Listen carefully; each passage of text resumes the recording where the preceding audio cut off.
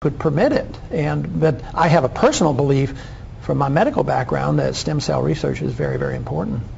And you don't see any inconsistency with that position and your sort of absolutist position on abortion, given that these are embryos?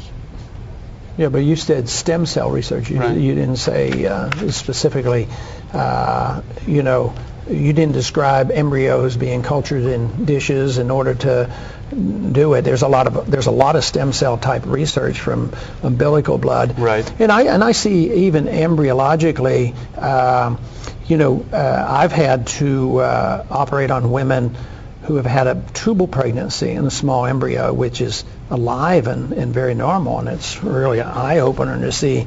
You look at it on the ultrasound and you see a little fetus there with a heart beating, and yet there's an absolute rule on that. If you don't deal with it, we know the fetus can't live, and we know the mother may well die, and so we take them out.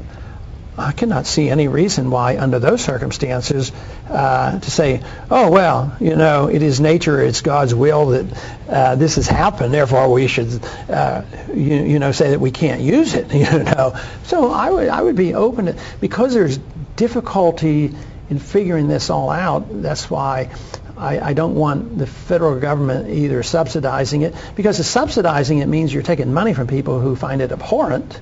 At the same time, if you prevent it, you prevent things from coming up and solutions that should be worked out at a local level. And actually, ethical conduct would sure help us a lot in the way that's happening. Matter of fact, ethical conduct would help solve the problem of the third trimester abortions too, that there's a limit. So you may not agree with Ron Paul on his stance on abortion. I know that I don't, but he does make some very strong arguments, and I respect his opinion. For me, I see abortion through the Fourth Amendment. I see a woman's body as her property, and that there should be no illegal seizures from that body. Basically, any way you look at the issue, though, there really is no simple answer. Now, I would like to invite you all to come to Nectars on Wednesday, February 27th at 6 p.m. to celebrate Ron Paul's campaign and to get ready to vote for him on March 4th, which is when Vermont's primary is. Also, I want to tell you that Wednesday, February 27th, is the last day to register to vote in the primaries. I hope that all of you take the opportunity to practice your right to vote. I think that this election may be one of the most important elections we ever have seen. Now, to end the show, I would like to show some of the local Ron Paul supporters talking at Nectars about why they are voting for Ron Paul, and not for any of the other candidates that are running.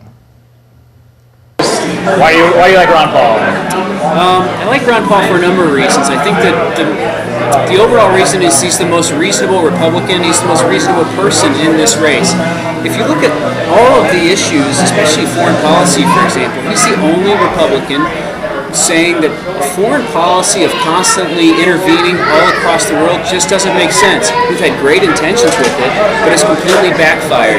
All over the world, people for the most part are upset with our interference, and so I'm really attracted to Ron Paul's message of let's leave people alone, let's trade with them, let's share our ideas and our values, but let's not have military forces stationed in 170 countries all throughout the world, use all these resources that could be spent here, doing something that basically has been proven over time to be ineffective. So the foreign policy is a huge attraction.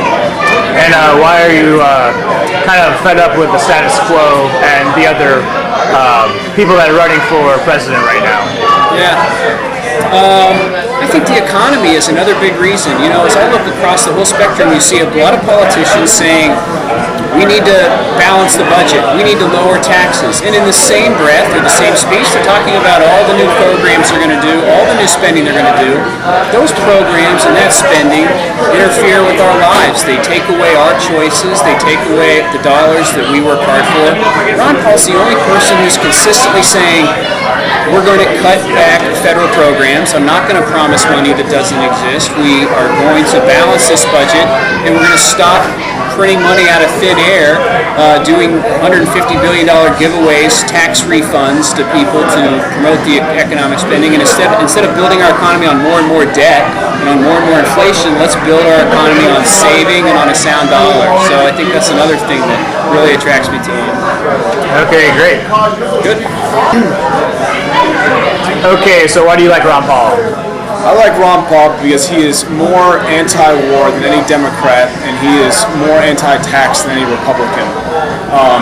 He has been so consistent in his voting. You take a look at his record, and he has never waffled on any issue. People call him more liberal than some Democrats, and he's not liberal in the sense that he wants, band-aid solutions for the social issues and the economy and all of that. But it's taking the government out of people's lives and restoring their freedom to be able to live their lives and make their own independent decisions. Washington D.C. trying to create a fix-all solution with a Department of Education or something like a decision on abortion. There's always going to be people that are upset one way or the other.